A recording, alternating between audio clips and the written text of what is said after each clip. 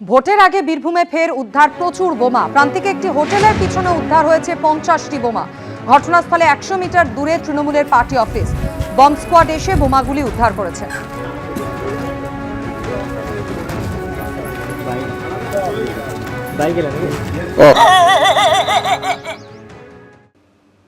তৃণমূলে যোগ দিলেন সদ্য পদত্যাগী সিপিএম এর রাজ্য কমিটির সদস্য প্রতীকুর রহমান।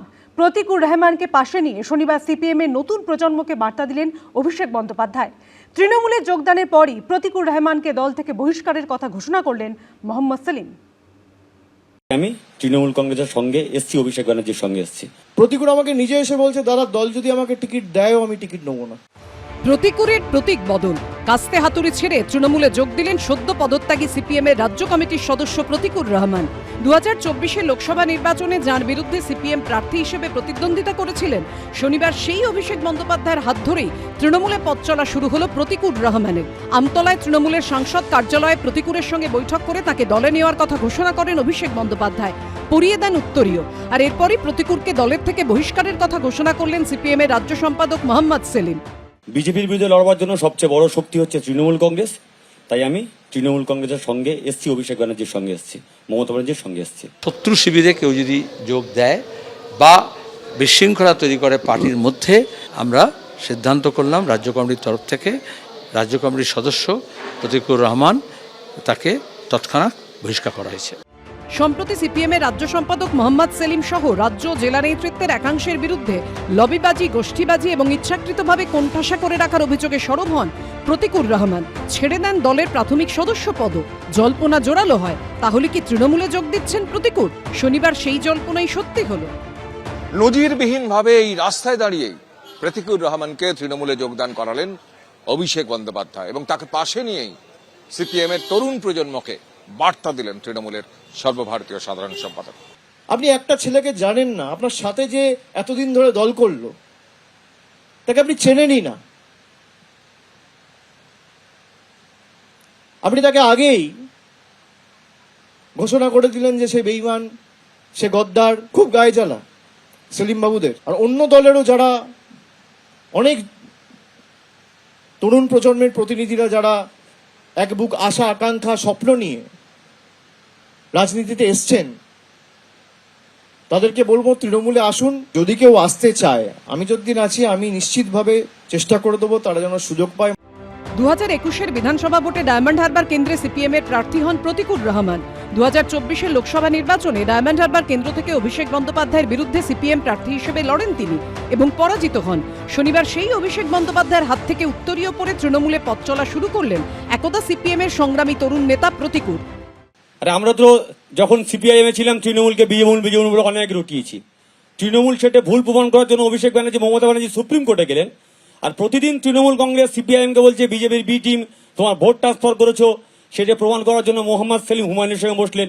এখন কয়লা, বালি, খাদান, চাকরি চুরি, বিদেশে টাকা পাচার এর সঙ্গে এবং যারা ওই ডায়মন্ড হারবার কেন্দ্রে গোটা দেশের মধ্যে সবচেয়ে বেশি সন্ত্রাস এবং লুটের রাজত্ব, ভোট লুট, অর্থ লুটের এবং আক্রমণ করা, ঘর ছাড়া করা এবং তার শিকার সেও হয়েছিল।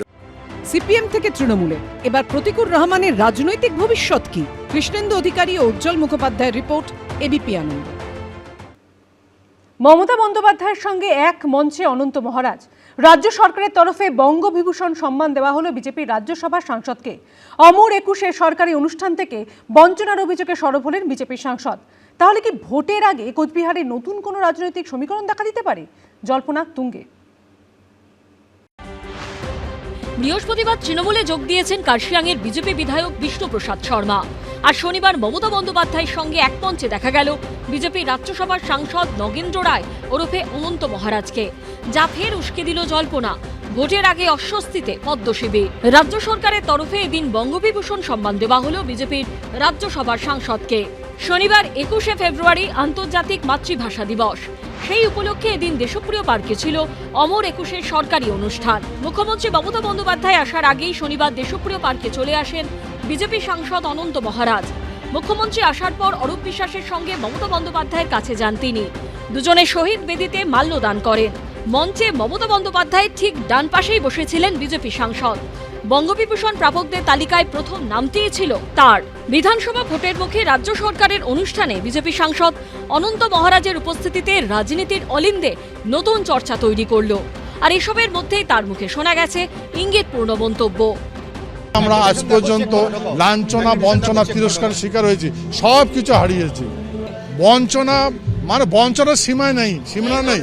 অনন্ত মহারাজ আমার সহকর্মী, আমার সতীর্থ। আমরা একই সঙ্গে রাজ্যসভায় পাশাপাশি বসে, তা আমার সতীর্থ যদি সম্মানিত হন, তিনি যদি কোনো পুরস্কার পান, এর থেকে বড় আনন্দের খবর আর আমার কাছে কিছু হতে পারে না।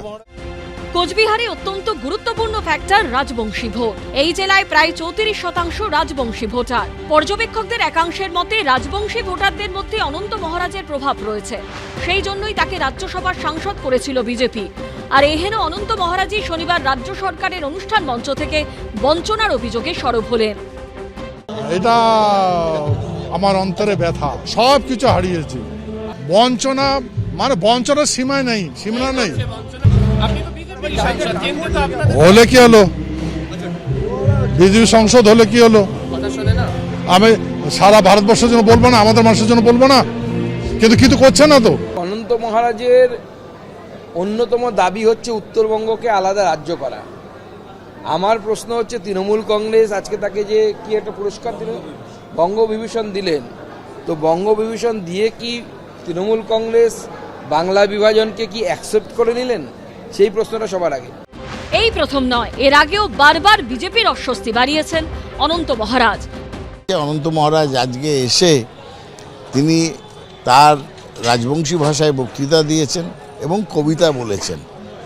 অতি একটা সুমধুর সম্মিলিত প্রচেষ্টা। এরপরে রাজনৈতিকভাবে উনি কি করবেন সেটা সামনের দিনই বোঝা যাবে, সামনের দিনেই বোঝা যাবে।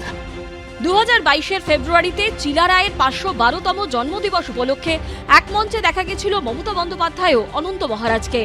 2024 সালে লোকসভা ভোটের পরপর কোচবিহারের চকচকার বাড়িতে গিয়ে বিজেপি সাংসদ অনন্ত মহারাজের সঙ্গে দেখা করেছিলেন মমতা বন্দ্যোপাধ্যায়। মুখ্যমন্ত্রী মমতা বন্দ্যোপাধ্যায়ের সঙ্গে সাক্ষাতে নদিনের মাথায় দিল্লিতে অমিত শাহের সঙ্গে বৈঠকে বসেন কোচবিহারের বিজেপি সাংসদ অনন্ত মহারাজ। তার ঠিক দুদিন পরে প্রধানমন্ত্রী নরেন্দ্র মোদীর সঙ্গে বৈঠক করেছিলেন বিজেপির রাজ্যসভার সাংসদ। এই আবহে সেই তিনি মমতা বন্দ্যোপাধ্যায়ের সঙ্গে মঞ্চ ভাগ করলেন। তাহলে কি ভোটের আগে কোচবিহারের নতুন কোনো রাজনৈতিক সমীকরণ দেখা দিতে পারে? মমতা বন্দ্যোপাধ্যায়ের মঞ্চে বিজেপি সাংসদের উপস্থিতি নিয়ে তৈরি হয়েছে এই প্রশ্ন। আশাবুল হোসেনের রিপোর্ট, এবিপি আনন্দ, কলকাতা। এবিপি আনন্দ, এগিয়ে থাকে, এগিয়ে রাখে।